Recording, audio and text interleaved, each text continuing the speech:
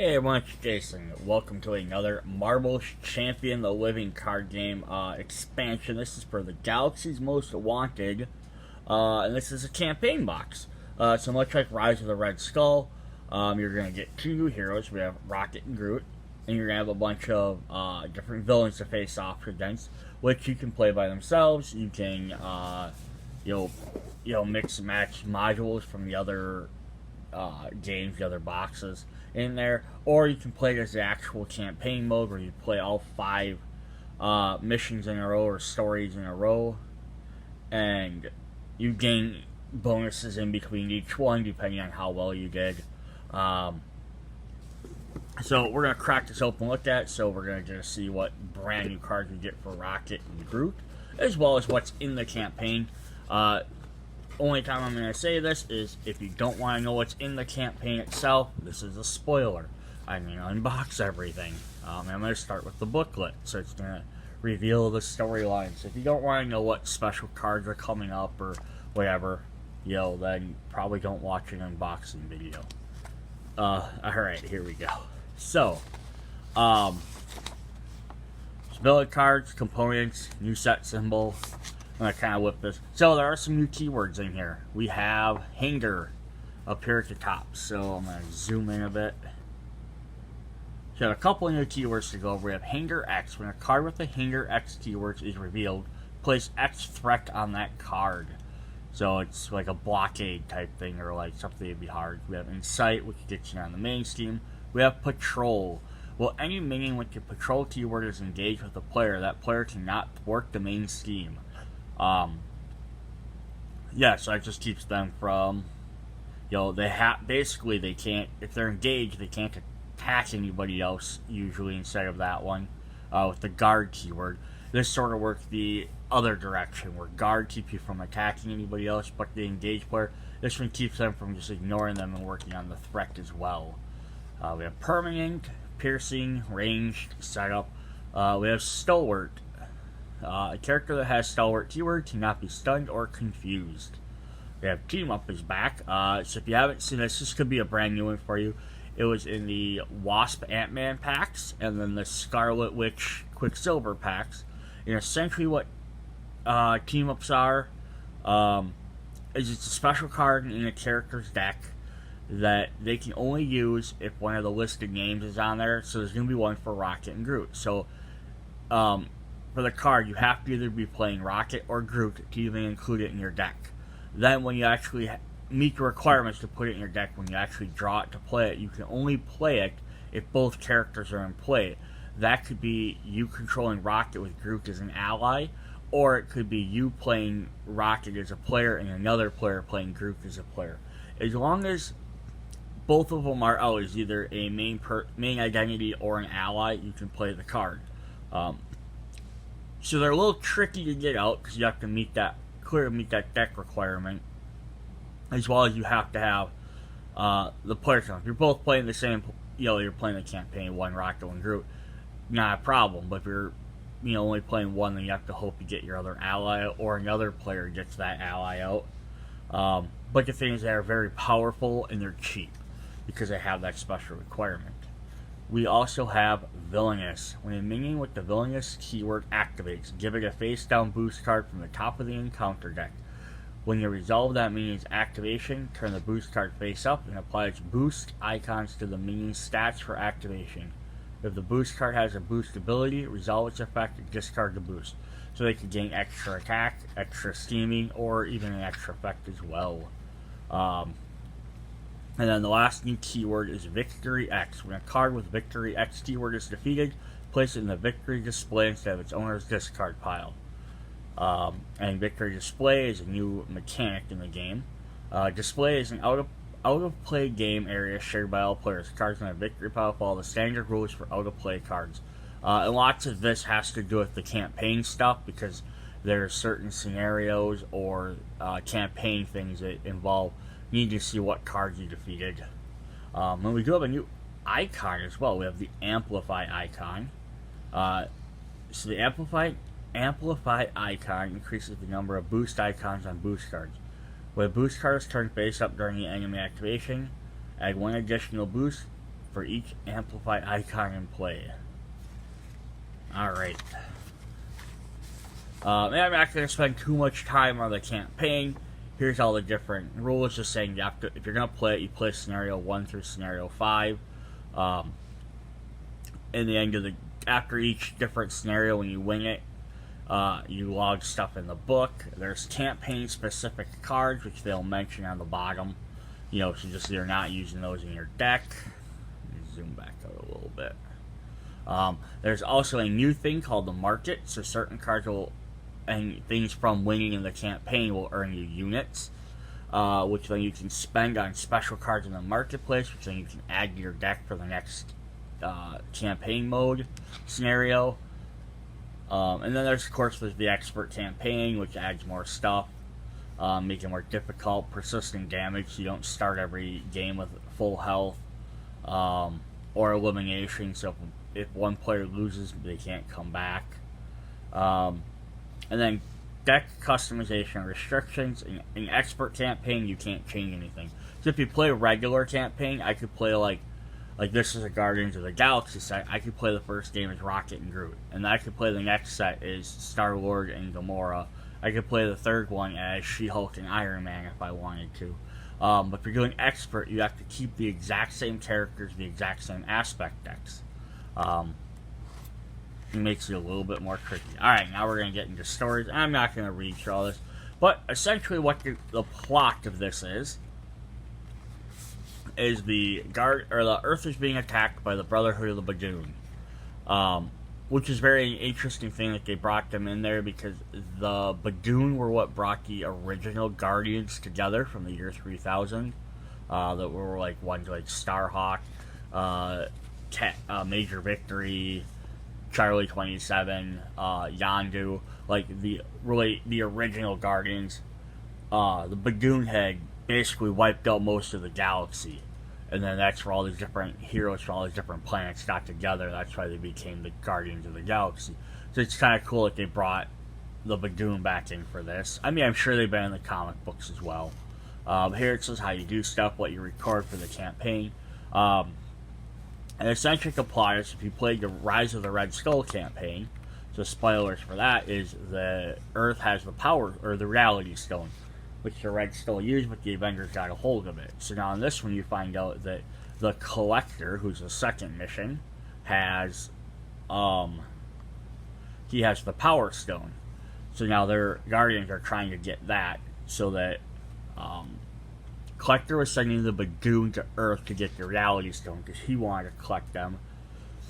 Guardians and the Avengers were trying to stop them from having the Power Stone. And then, like, the third campaign, Nebula gets a hold of it, so then they go after Nebula, or in the fourth one. And then finally you find out Ronin's after it. And then there's a hint, just a little, like, mention at the end about Thanos. So, I'm gonna... If you only do one stone per campaign to get to the Infinity Gauntlet, it means we got, 4 more campaigns to do? And when they're only releasing one campaign, so far one campaign a year, maybe they'll start releasing 2 now, because this is April, so maybe they'll release 1 towards the end of the year. Even if they release 2 per year, it's going to take another 3 years to get to a 4th set, which is another box, which is the Infinity Gauntlet.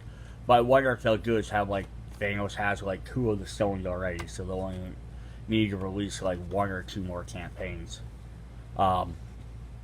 Here's your starter deck. Groot has Protection. There's all his cards. Rocket is Aggression. And we'll get more into them when we actually get them. Here's your frequently asked questions.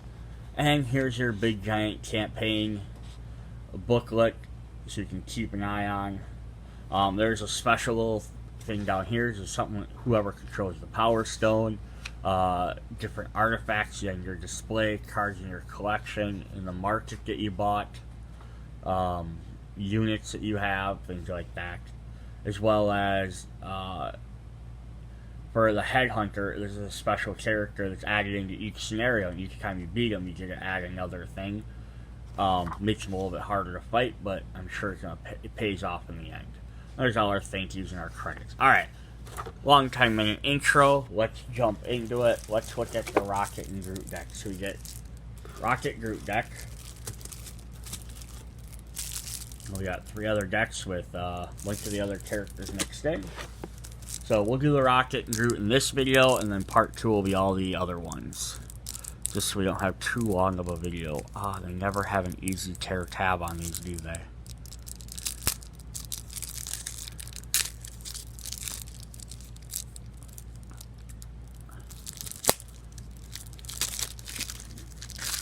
Alright, so first up, we're gonna have good old Rocket.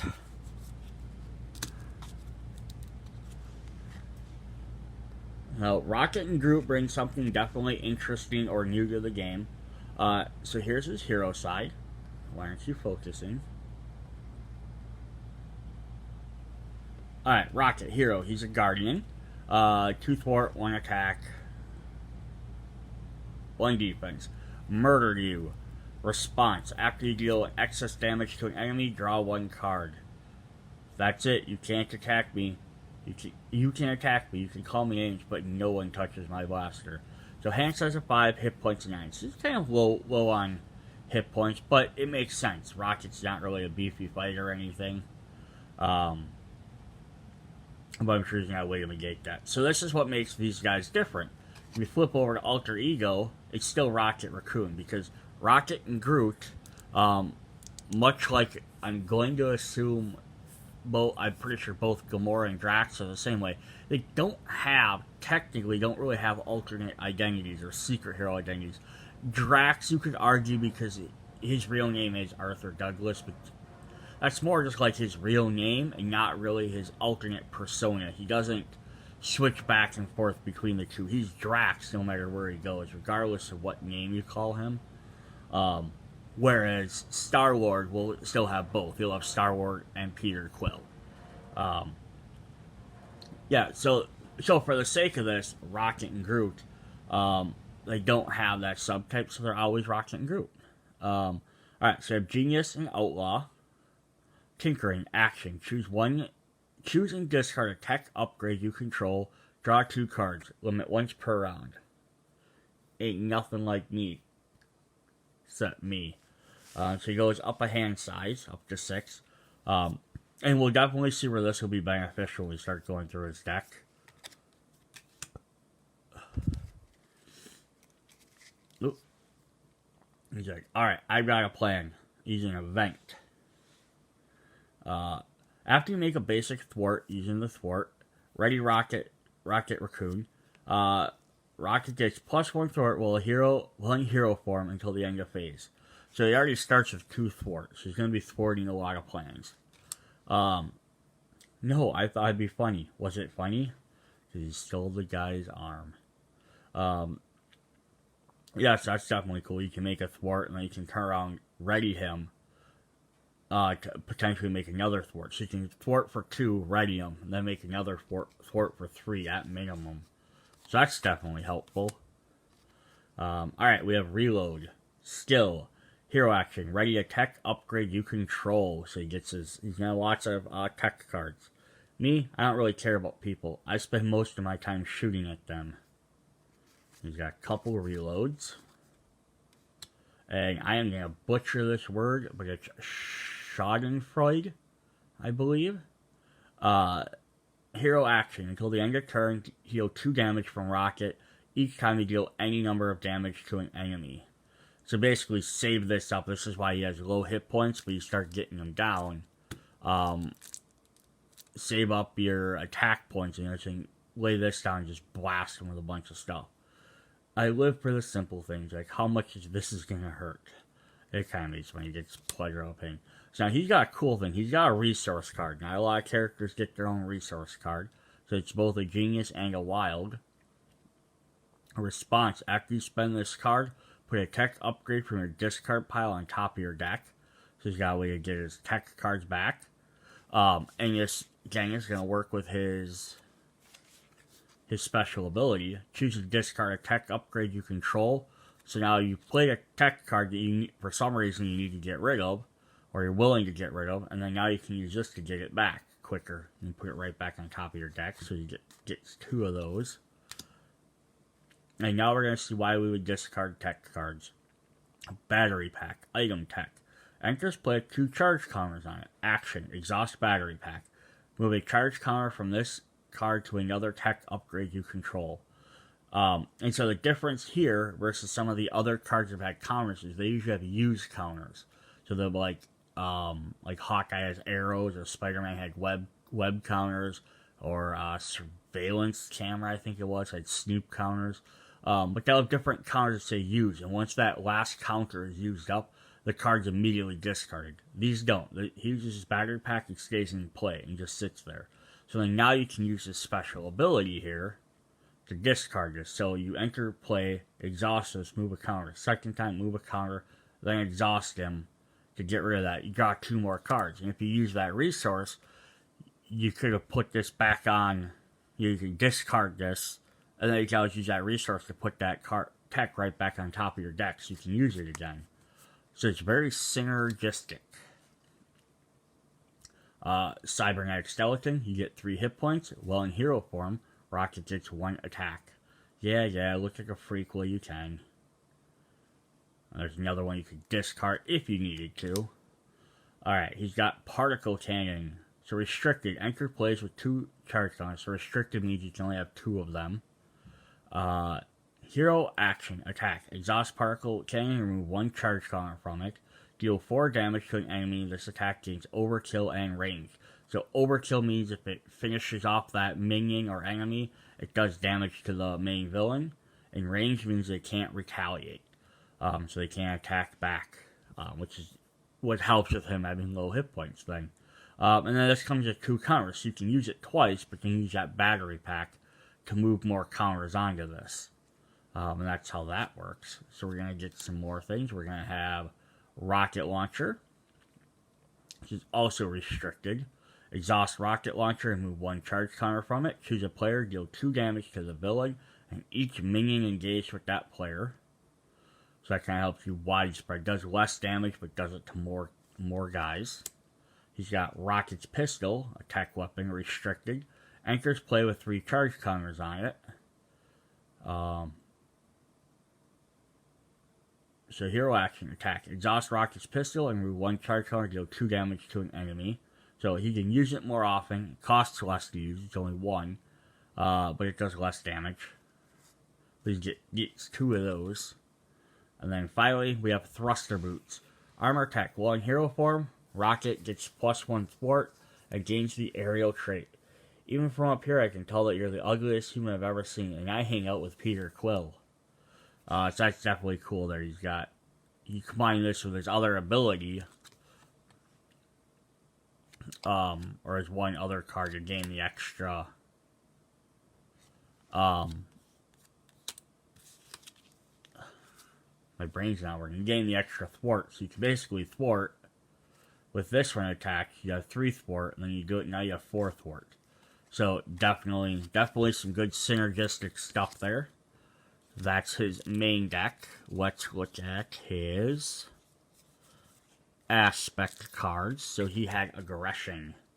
So we're going to get Bug, one of the Guardians. Hero Response. After your hero makes a basic attack, heal 1 damage from Bug. So definitely with Rocket, you can see where you can keep healing. Any Aggression character is going to keep healing. Whoopee, we're team again. There ain't no way they can stop us now. Bug's kind of a funny character. We have Chase Them Down. 0 cost thwart.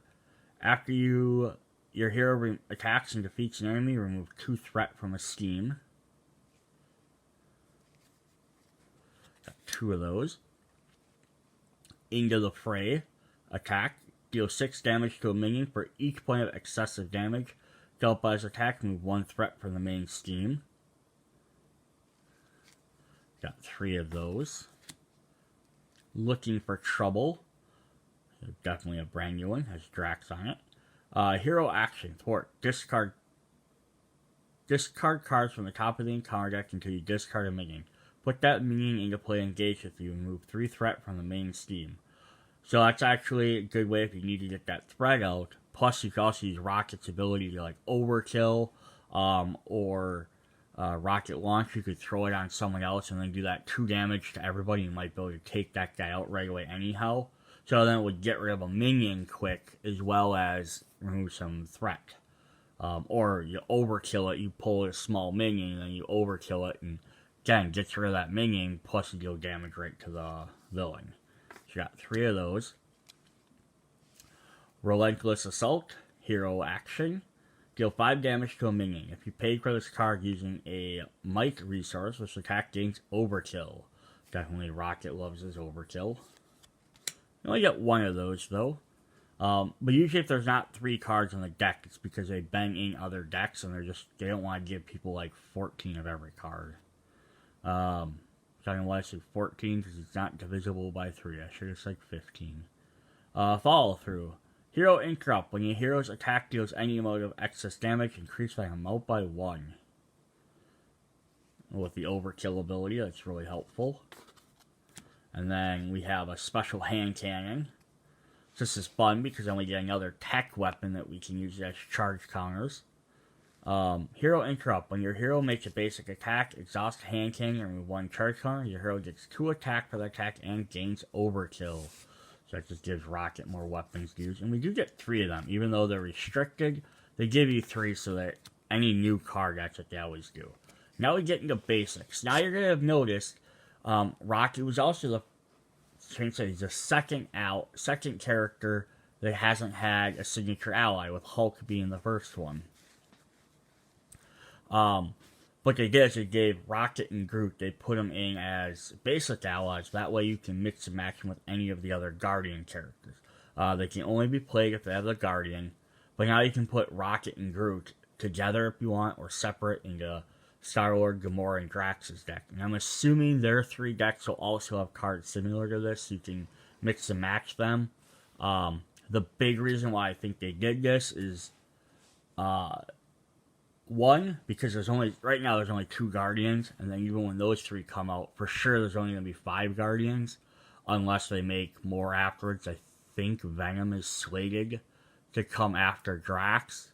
It's a rumor, haven't for sure know that. But if he is, it might be Space Knight Venom, which would give you another Guardian, but it might not be. It could just be the Avengers version of him too. Who knows, Flash Thompson. But yeah, that way you can have more Guardians mixed together in decks instead of, because right now everything else has been all Avengers, and I don't think they're gonna make there's how many packs out, like 14, 16 packs, whatever. I don't think you're gonna make, or 10 character packs plus the 5 in the base set and the 2 in Red Skull. So there's a number of characters. I don't think they're gonna make that many Guardians. So they're trying to find a way to mix up your Guardians quicker.